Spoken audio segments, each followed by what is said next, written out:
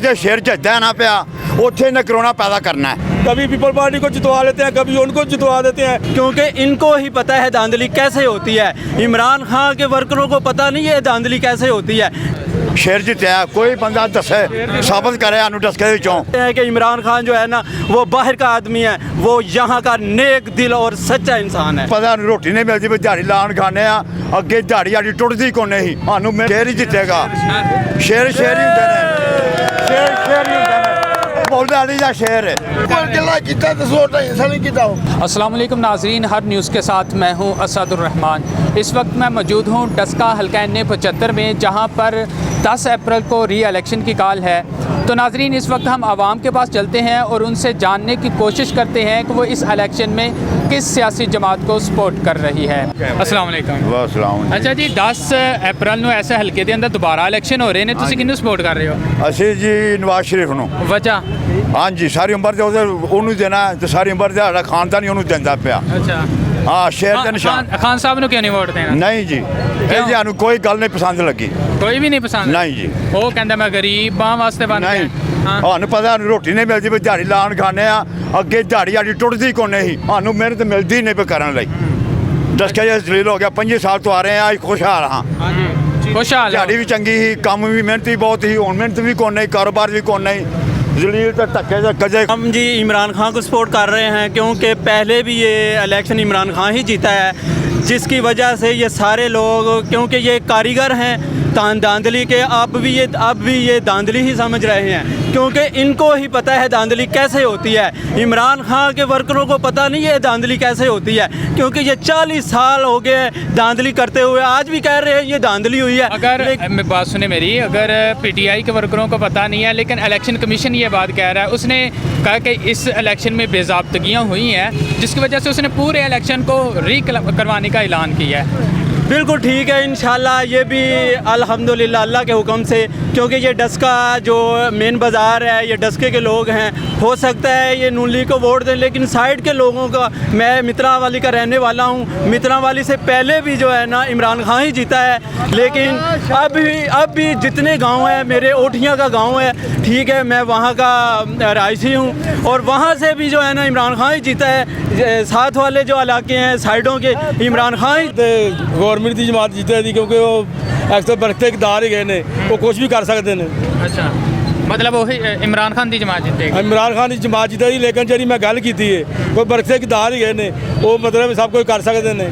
अगर वो नून लीग की होती तो वो कर सकते। लेकिन असीं वेखने कि जिहड़ा हल्का है पिछले किन्ने सालों तो नून लीग जितती आती पई है। ये तो एक जनरल गल है, 35 साल पीपल पार्टी को जमा लिया है, 35 साल इनको नवाज शरीफ को जमा लिया है। ये दोनों करप्ट हैं, कभी बादशाह बन जाते हैं, कभी सदर बन जाते हैं, कभी बाहर दौड़ जाते हैं, कभी इधर जाते हैं। एक ही इमरान खान रह गया था, उस पर लोगों की तवक्को थी, वो भी इस तरह के, उनका कसूर नहीं है, इनका जो वजीर हैं जितने भी, ये इनको ख़राब कर रहे हैं। लेकिन हम ये देख रहे हैं, हर कोई कह रहा है इमरान खान अच्छा है, लेकिन उसके वजीर अच्छे नहीं है। हाँ। तो उसके वजीरों को किसने अच्छा सेट करना है? सेट ये पीपल पार्टी से, मुस्लिम लीग से, ये दूसरी जमातों से आए, वो बाहर से तो आ नहीं गए, वो इनसे ज़्यादा चिराग हैं। हल्के के अंदर दोबारा इलेक्शन हो रहे हैं, तो तुम किसਨੂੰ सपोर्ट करोगे?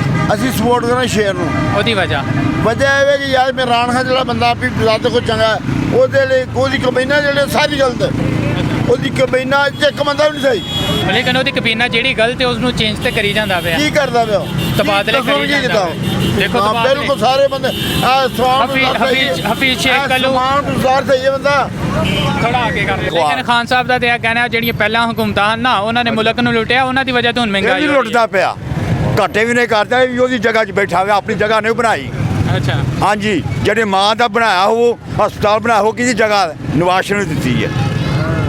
ठीक है, लेकिन खान साहब ने देखो ना गरीब आवाम ਨੂੰ कोरोना ਦੇ ਦਿਨਾਂ 'ਚ 12,000 ਰੁਪਇਆ ਵੀ ਦਿੱਤਾ ਹੈ। ਇਹਨੇ ਕਰੋਨਾ ਅੱਗੋਂ ਵੀ ਕਰੀ ਉਹਨਾਂ, ਜਿਸ ਦੇ ਸ਼ੇਰ ਜਿੱਦਾਂ ਨਾ ਪਿਆ ਉੱਥੇ ਇਹਨੇ ਕਰੋਨਾ ਪੈਦਾ ਕਰਨਾ ਹੈ।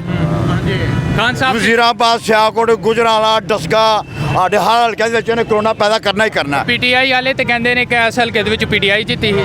ਨਹੀਂ, ਸ਼ੇਰ ਜਿੱਤਿਆ ਇੱਥੇ, शेर जितया कोई बंदा दसे साबित करे आनू दसके विचों। अली असद मल्ली ने कल बात कही है, कहता कि तू PTI जीती ही, दोबारा भी वही जीतेगी। मेरा पता लग जाएगा आपे, अगो त्या मैदान है। तुम किवें कह सकते हो कि शेर ही जीतेगा? शेर ही जीतेगा, शेर शेर ही होंदे ने, शेर शेर ही होंदे ने, ਬੋਲਦੇ ਵਾਲੀ ਦਾ ਸ਼ੇਰ ਹੈ। ਤਬਦੀਲੀ ਬੜੀ ਜੀ ਆ ਗਈ ਹੈ ਤੇ ਮਿਹਰਬਾਨੀ ਹੈ ਹੁਣ ਬਸ ਕਰ ਛੋ। ਇਸ ਤੋਂ ਵੱਧ ਤਬਦੀਲੀਆਂ ਨਾਲ ਲੋਕੀ ਜ਼ਲੀਲ ਹੋਣ ਡੇ ਨੇ। ਉਹ ਨਾ ਹੋਏ ਕਿ ਕਿਸੇ ਦਿਨ ਤੁਹਾਨੂੰ ਲੈ ਦੇ ਜਾਣ। ਤੁਹਾਡੀ ਮਿਹਰਬਾਨੀ ਹੈ, ਤੁਹਾਡੀ ਮਿਹਰਬਾਨੀ ਹੈ, ਬੜੀ ਵੱਡੀ ਮਿਹਰਬਾਨੀ ਹੈ। ਹੁਣ ਹੀ ਲੋਕਾਂ ਨੂੰ ਆਜ਼ਾਦ ਕਰ ਛੱਡੋ, ਨਾ ਜ਼ਲੀਲ ਕਰੋ। ਲੋਕ ਬਹੁਤ ਜ਼ਿਆਦਾ ਪਰੇਸ਼ਾਨ ਨੇ। ਮਿਹਰਬਾਨੀ है ਤੇ आप ही घर तो जो ਤੁਹਾਡੀ ਮਿਹਰਬਾਨੀ। सब भी मुल्क को खा रहे हैं। खा रहे हैं, वैसे नून लीग अच्छी है। वो कैसे? जब सब खा रहे हैं तो फिर अच्छी कैसे हुई?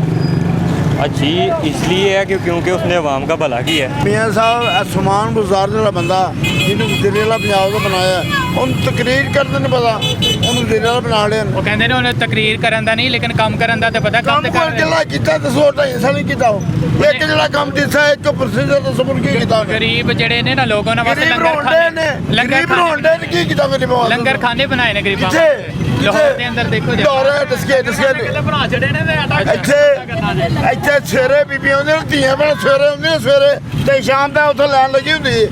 अच्छा ਇਹ ਹਕੂਮਤ ਹੈ, ਇਹਨਾਂ ਦੇ ਵਾਸਤੇ ਗੱਲ नहीं।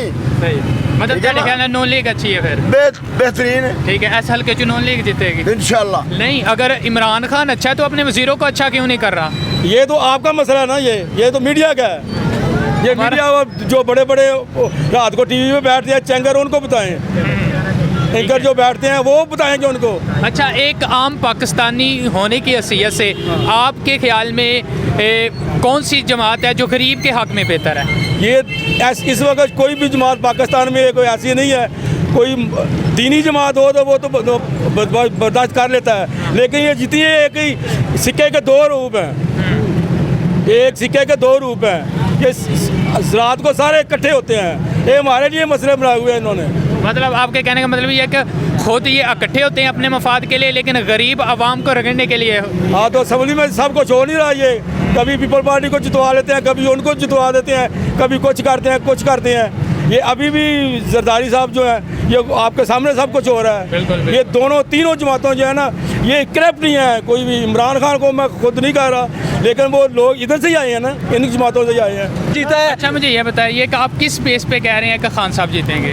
इंशाल्लाह इस बेस पे कह रहे हैं कि अल्हम्दुलिल्लाह वो ईमानदार है और नेक इंसान है। आवाम ये कह रही है कि बेसिक जो चीज़ें हैं, रोटी, कपड़ा, मकान, तमाम जो चीज़ें हैं वो आवाम की पहुंच से तो दूर होती जा रही हैं। इंशाल्लाह जैसे वो चीनी का स्कैंडल आया हुआ है, अब जो है ना इंशाल्लाह 80 रुपए किलो के हिसाब से चीनी देंगे। आहिस्ता आहिस्ता अल्लाह के वो हुक्म कब मिलेगी? वो रमज़ान के में पैकेज शुरू हो जाएगा। रमज़ान में हो जी जाएगा? इंशाल्लाह। हमें नज़र तो नहीं आ रहा खान साहब जस्ट तब्दीली नहीं कर रहे बल्कि तबादले ही कर रहे हैं अपनी कबीना में। इंशाल्लाह वो, लेकिन सबको बताते तो है ना कि हम ये कर रहे हैं, ये हो रहा है, ये मैंने इतना देना है, इतना लिया है। ये लोग बताते ही नहीं थे। हम इसलिए उन पे खुश हैं। और नंबर 1 ये है कि वो धूप में खड़ा होकर सारी उम्र लोगों को पता है कि वो क्रिकेट का जो है ना एक प्लेयर था, और धूप छाँव का उसको ही पता है। इन लोगों को धूप छाँव का नहीं पता है। ये कैसे कह सकते हैं कि इमरान खान जो है ना वो बाहर का आदमी है? वो यहाँ का नेक दिल और सच्चा इंसान है। नाज़रीन, ये था आज का हमारा प्रोग्राम जो हमने हल्का N75 की आवाम के साथ किया और उनसे जानने की कोशिश की